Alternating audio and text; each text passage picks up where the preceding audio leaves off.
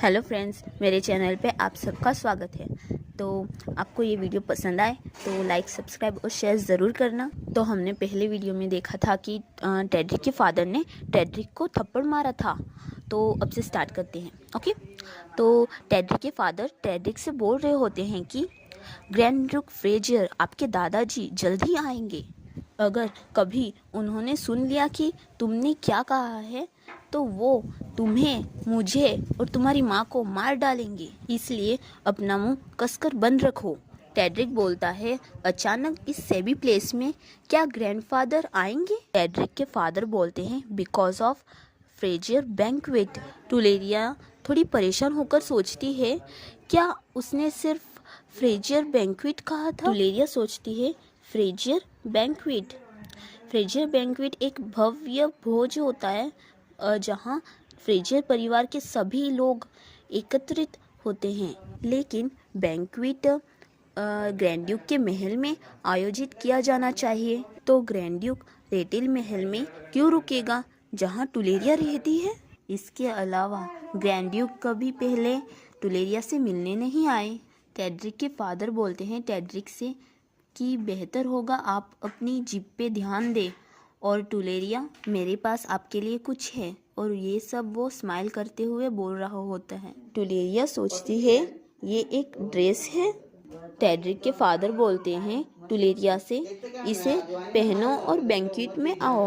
His grace SEBI appearance से नफरत करते हैं। सेबी अपीयरेंस मतलब हिंदी में जर्जर अवस्था।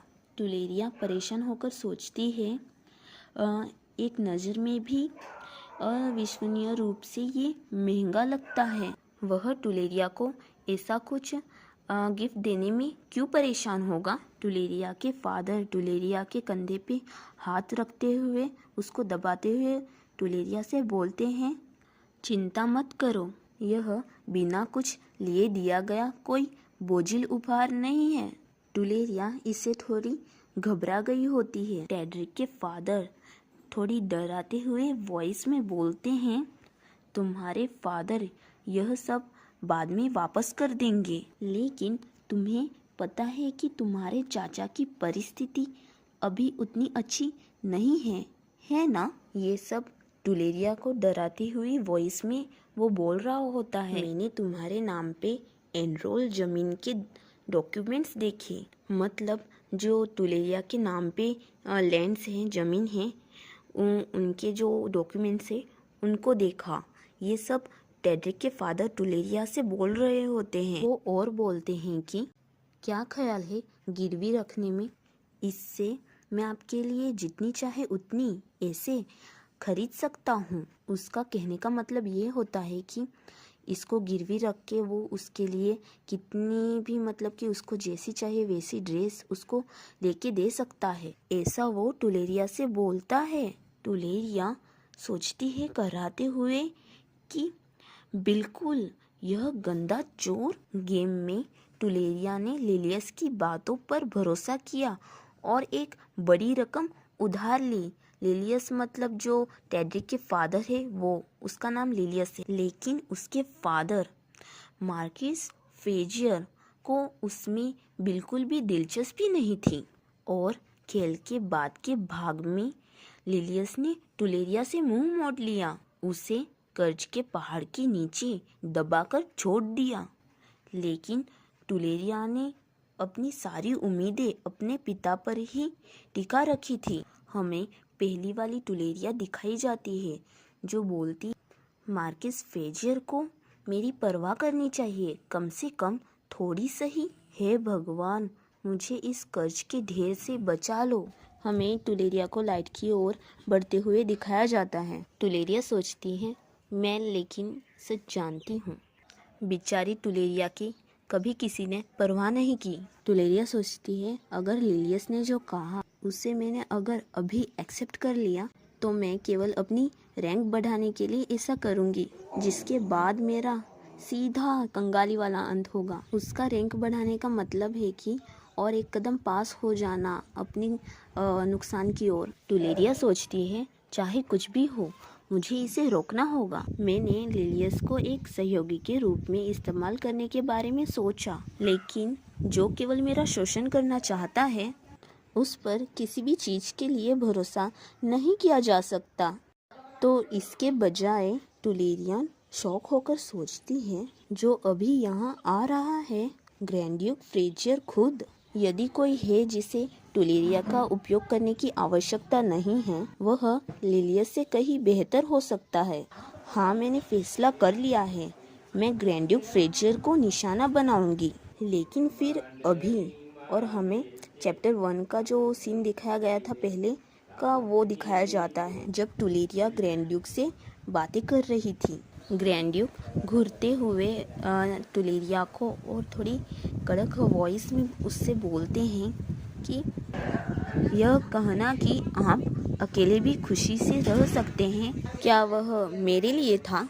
ग्रैंड ड्यूक की बातें सुनकर टुलेरिया घबरा जाती है। टुलेरिया सोचती है, क्या मैंने अभी अभी गलत चॉइस की? टुलेरिया ये सब खुद से ही बोल रही होती है और वो और सोचती है, मैंने कभी सोचा नहीं था कि वह ऐसा दिखेगा। टुलेरिया तो अब बहुत ज़्यादा ही डर जाती है, बहुत ज़्यादा डर जाती है और मुंह पे हाथ रख के सोचती है कि अभी क्या हो रहा है। यहाँ पर चैप्टर 2 का पार्ट 2 ख़त्म होता है और चैप्टर 3 स्टार्ट होता है।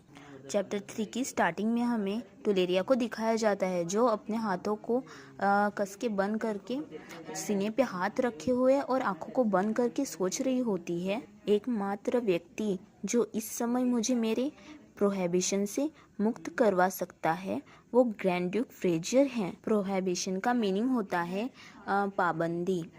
जैसे किसी चीज़ के लिए मनाही, जैसे एग्जाम्पल होगा धूम्रपान के लिए मनाही होती है ना, टीवी पे दिखाई जाती है, वैसे टाइप की पाबंदी। ओके, इसलिए जो आने वाला था उसके लिए खुद को तैयार कर लिया। मैं ग्रैंड ड्यूक को जीत लूँगी और अपनी जान की भीख मांगूंगी। और वो ये भी सोचती है कि फिर क्या। अचानक से ही टुलेरिया बहुत गुस्से में ग्रैंड ड्यूक की तरफ उंगली पॉइंट करके बोलती है, क्या आपको लगता है आप अकेले ही इतना अच्छा जीवन जीने से बच सकते हैं? ये सब बोल के टुलेरिया अपने दोनों हाथों से अपने मुंह पे हाथ रख के बहुत घबराते हुए उसके मुंह से निकल जाता है, ओह पर क्या मेरे मुंह से ये शब्द यूं ही निकल गए? और तभी ग्रैंड ड्यूक का ऑरा बहुत रेड हो गया होता है और ग्रैंड ड्यूक बहुत गुस्से में बोलते हैं, टुलेरिया फ्रेजियर, क्या तुम मुझसे बात कर रही हो? टुलेरिया अपने दोनों हाथों से अपने मुंह पे हाथ रख के घबराते हुए बोल रही होती है कि नहीं, मैं बस आपसे मेरी प्रोहिबिशन को हटाने के लिए कहने का प्रयास कर रही थी। मेरा इरादा बिल्कुल भी ऐसा नहीं था। टुलेरिया का कहने का मतलब ये होता है कि मेरा आपको गुस्सा दिलाने का इरादा नहीं था। टुलेरिया अपने सोचने में से बाहर ही आई थी और तभी एक साउंड उसको सुनाई देता है और वो सोचती है इस बार क्या है, वो भी घबराते हुए। जब टुलेरिया स्टेटस विंडो को देखती है तब उसमें लिखा होता है, वार्निंग, आपको पर्सनैलिटी पेनल्टी लागू हुई है। आप केवल वही बातें कहेंगी जिससे दूसरे लोगों की आपके लिए शत्रुता बढ़ जाए। स्टेटस विंडो में और लिखा आता है कि आपकी इज्जत बहुत ज़्यादा ही गिर जाएगी, वो भी डेंजरस लेवल तक। अब यह क्या है? आप ये कह रहे हो कि मेरी पर्सनैलिटी स्टेटस की वजह से मेरे मुंह से ये अचानक निकल गया। टुलेरिया खुद के हाथों को घबराते हुए देखकर बोल रही होती है मन में ही कि दैट्स रेडिक्यूलस। मैं जानती हूँ कि ये क्रीपी स्टेट्स है, बट अगर उन्होंने मुझे एक भी शब्द बोलने का मौका ही नहीं दिया तो मुझे क्या करना चाहिए? यह लोन शार्क लिलियस से डील करने से भी और बुरा है इससे डील करना। और मार्किस के पास भीख मांग रही हूँ, जिसको मैं स्ट्रेंजर्स से भी कम जानती हूँ। वो ऐसा मन ही मन सब सोच रही होती है।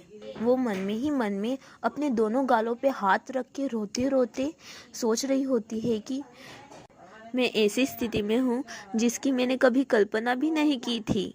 मैं एग्जैक्टली जानती थी कि कैसे जीतना है ग्रैंड ड्यूक को। जब मैं कोरिका के रूप में खेल रही थी तब जल्दी से ही ग्रैंड ड्यूक एक बहुत प्यार करने वाले फादर इन लॉ बन गए थे। उसको तो पसीने निकल रहे होते हैं और फ्रस्ट्रेट होते हुए वो सोचती है सी रैंक के बीच और एफ रैंक के बीच इतना बड़ा अंतर क्यों होता है। मुझे इससे बाहर निकलने का कोई रास्ता ढूंढना होगा और वो भी जल्दी से। वो खुद की सोच में से बाहर ही निकली थी कि वो ग्रैंड ड्यूक की तरफ देखती है और शॉक हो जाती है और सोचती है अब क्या। और ग्रैंड ड्यूक के सर पे वो रेड रेड कुछ दिख रहा होता है और वो सोचती है वो ग्रैंड ड्यूक के सर पे जो अपडेट हुआ है वो गेज बार है क्या। गेज बार मतलब जिससे हम किसी चीज़ का प्रेशर मेज़र करते हैं, मापते हैं। एग्जाम्पल के तौर पे एयर प्रेशर को मेज़र करना। वो ग्रैंड ड्यूक की तरफ देख के सोच रही होती है कि मैं ऐसे ही देख रही हूँ या वो धीरे धीरे रेड में टर्न हो रहा है। वो गेज बार को देख ही रही होती है कि घबराए हुए सोचती है ओह ये तो सच में रेड में टर्न हो रहा है। इसे देखकर टुलेरिया बहुत ज़्यादा घबरा गई होती है और सोचती है मुझे नहीं पता वह क्या है, लेकिन किसी भी गेम में स्टेटस बार का लाल हो जाना कभी भी अच्छी बात नहीं है। यहाँ पर चैप्टर 3 का पार्ट 1 ख़त्म होता है। आगे टुलेरिया के साथ क्या होता है ये देखने के लिए आप मेरे चैनल को सब्सक्राइब करो, लाइक करो और कमेंट ज़रूर करना प्लीज़। मैं कमेंट का बहुत इंतज़ार करती हूँ और कमेंट करोगे तो नेक्स्ट वीडियो जल्दी अपलोड करूँगी। Okay bye, see you in the next video.